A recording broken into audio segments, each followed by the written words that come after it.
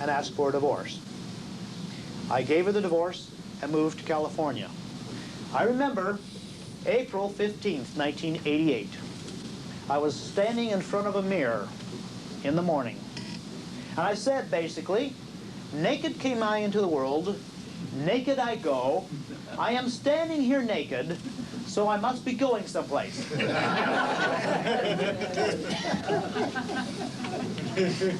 As the wheel turns and as life goes on, and as we have fortune and following us once in a while, I was lucky and I fell in love with another sweet, wonderful, charming lady. We got married, and one day I came home and found her crying in the bedroom. She informed me that the $10,000 that she had brought into our marriage had been taken from her bank account from the IRS by a garnishment of the bank.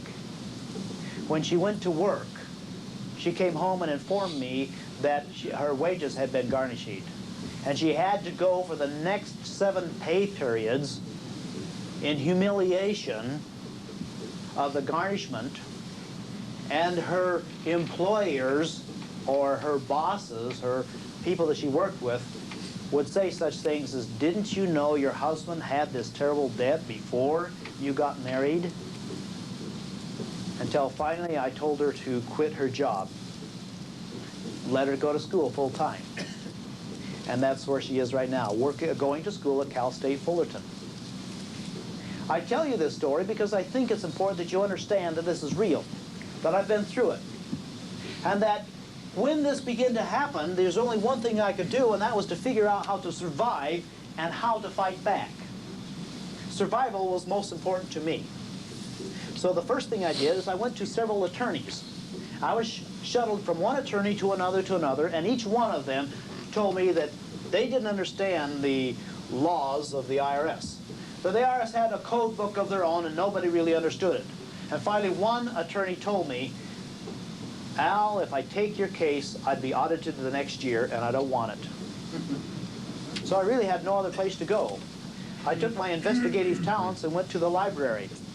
I began to do a lot of study. I began to do some letter writing, some telephoning, and a few other things like this. And I picked up a few books, and I started reading.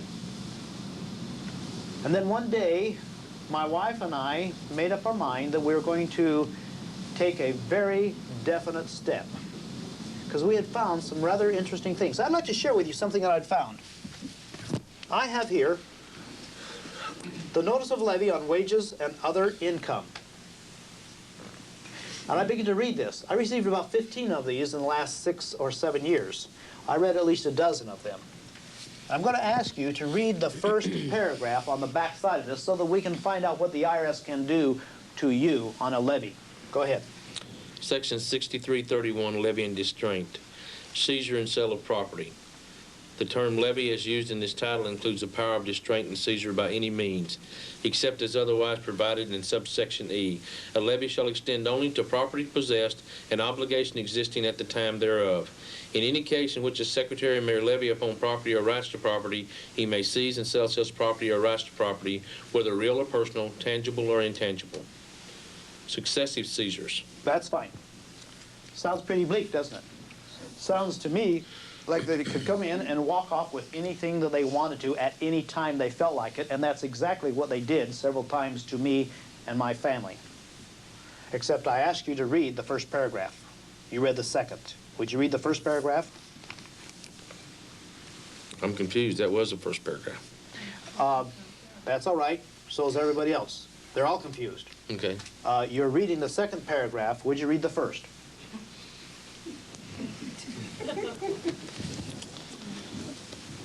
You mean A? That is the first. What's the title of Is he that being paragraph? difficult?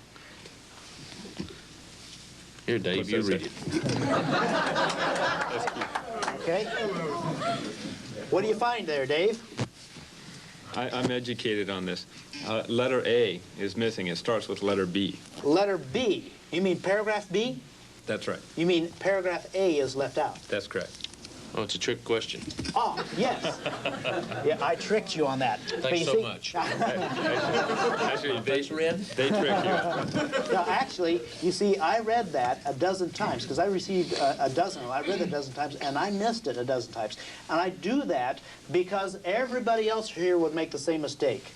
I have done this all over the United States, and everybody starts out by reading, and we don't even take into consideration that the very first paragraph starts with letter B. Oh my goodness. Being a medical journalist, I know that the very first paragraph of every chapter of a book, medical book, the very first paragraph is the most important paragraph of the entire chapter, isn't it? In law books, legitimate law books, the very first paragraph is the most important paragraph of the chapter. Why did they leave out paragraph A? Because evidently they don't want you to know what it says. Oh, well then we're going to have to find out what paragraph A is, right?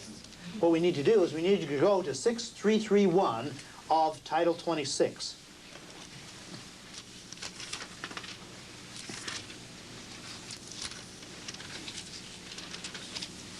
Okay, Bill.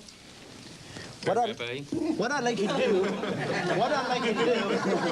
is read paragraph B, and Dave, would you read along silently to make sure that paragraph B is the same one? Ready? Go for it. Seizure and sale of property. The term levy as used in this title includes the power of restraint and seizure by any means. Is that the same paragraph? Same Dave? paragraph. Same paragraph, yeah. All right, then let's go ahead and let's read the part that I've got marked, the yellow part that I've got marked in paragraph A. This is paragraph A. Authority of Secretary. Notice and demand. Levy may be made upon the accrued salary or wages of any officer, employee, or elected official of the United States, the District of Columbia, or any agency or instrumentality of the United States or the District of Columbia by serving a notice of levy on the employer as defined in Section 3401D of such officer, employee, or elected official. Okay, Bill, who can they apply that levy to? Only federal employees, Al. Only federal employees. Well, we find that in 1862, that's the way it started, a federal kickback, that in fact it hasn't changed. That in fact we find that the reason this is a prima facie law is because it is a special law according to Black's Law Dictionary. That it is a very special law and that it is still a legitimate kickback for all employees of the federal government. All employees of the federal government, when they become employees, they sign a statement, an agreement, saying that they will pay their taxes. As citizens of the United States, have you signed an agreement saying that you will pay your taxes? Therefore, what we're talking about is a legitimate Title 26, but it's only for a certain group of people. It is a special law designed for who? All right. Now, we go back to Black's Law Dictionary and we read the definition of fraud. Dave, would you read the definition of fraud? Fraud, an intentional perversion of truth for the purpose of inducing another in reliance upon it to part with some valuable thing belonging to him or to surrender a legal right. A false representation of a matter of fact, whether by words or by conduct, by false or misleading allegations, or by concealment of that which should have been disclosed, which deceives and is intended to deceive another so that he shall act upon it to his legal injury. Okay. We've just read the definition of fraud. This was given to me, and not only did I rely upon it, but so also did the banker. So also did everybody else. They relied upon this. So now we find that the Internal Revenue Service is, in fact, involved with fraud. Openly and blatantly, and it doesn't happen just once, but every time they apply a levy to somebody, they're using 633W to do it. Fraud has no statute of limitations. The consequence of fraud, according to the United States Supreme Court, are as follows. Fraud destroys the validity of everything into which it enters. Fraud vitiates everything. Fraud vitiates the most solemn contracts, documents, and even judgments. And as soon as I caught on to what was happening, I wrote several letters to the Internal Revenue Service, telling them that I caught them with their hands a little too deep in my pockets.